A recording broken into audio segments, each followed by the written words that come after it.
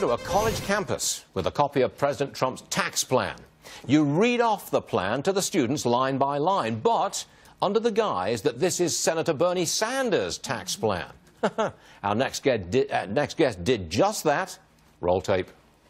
But what would those same people think if they were told that that tax plan was actually Bernie Sanders' plan? What if I told you this actually is Donald Trump's tax plan, not Bernie's? You got me. It is. It's Trump's plan. Hello, darkness, my old friend. I would have imagined he would be a little more stupid than that. Okay. So, but it's not a stupid plan? No, I don't think so. It goes on from there. Here's the guy who did it. His name is Cabot Phillips. He's from campusreform.com. Okay, let's backtrack a little. Yeah. You read out line by line the Trump tax plan. You told them it was the Sanders tax plan. I take it that most of the students loved it because they thought it was Sanders. It's amazing. This plan was so compassionate, it was caring, it was common sense, but they find out it's Trump's plan and they say, well, there must be something, there's something there that is wrong. And but initially they say, they did. It's wonderful. And I first asked them, I said, what do you think of Trump's tax plan? They said it was evil, it only benefited the rich. And I actually read them Trump's tax plan as Sanders, and they come out and support it. I think I could do the same interview on the Hill and just go to Senate and House Democrats and say, what do you think of Bernie's plan? And I'd get similar results here. Look, I could take a camera out to any college student, and I could edit the responses. Was it universal across the board that they thought that that plan was great? Absolutely. We had one student come out and say, this is actually Trump's tax plan, isn't it? And I said, it is. So we kept it out because he obviously realized it was Trump's tax plan. This is across the board. And this is what happens when professors and administrators convince students, you don't need to look at the facts. Just look at which part is putting this forward.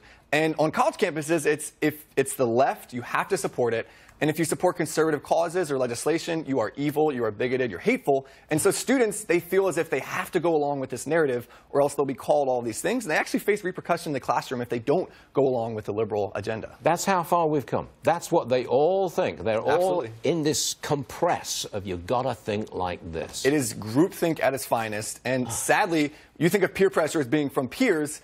The pressure in this case is coming from administrators, professors in the classroom, teaching things, calling out conservatives. We have case after case at leadership institutes, campus forum. Students are sending us emails saying, please help. My professor docked my grade for saying something politically incorrect. I supported Trump in class. I was called out, made fun of by my entire class and professor. This is a real thing that's happening on college campuses. Extraordinary. Here's something else that happened on the UC Santa Cruz College campus there.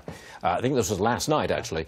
A meeting of the Republican Club was completely disrupted and shut down by leftist protesters.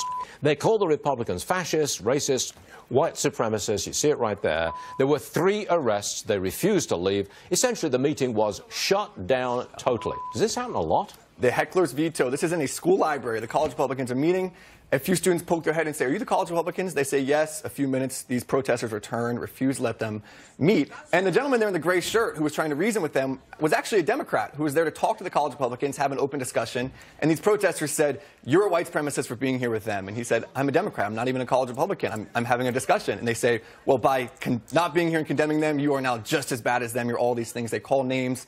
There's no open discussion. They don't want to hear ideas and facts. They want to be able to say, we are oppressed, our feelings are hurt, so we're going to shut you down and not allow your opinion to have any place here. That's what it's come to, the heckler's veto. There's no open discussion. What are you going to do about this? What can you do about it with your organization? It starts with accountability. Our organization is on making sure professors, administrators know in the classroom.